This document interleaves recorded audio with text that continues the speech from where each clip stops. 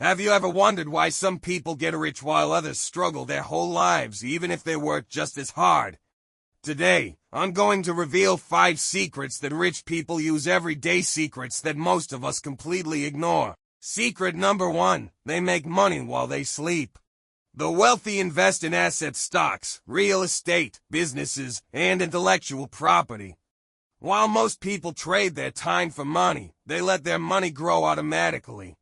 Secret number 2, they avoid lifestyle inflation. Most people earn more and immediately spend more.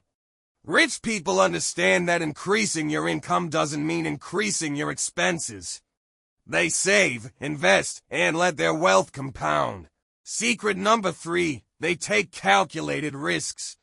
The rich know that growth requires stepping outside their comfort zone. They study, plan, and act strategically. The majority of people avoid risks, and that's exactly why they never get ahead. Secret number 4, they constantly educate themselves about money. You can't get rich by guessing. Rich people read books, follow experts, and learn investing strategies.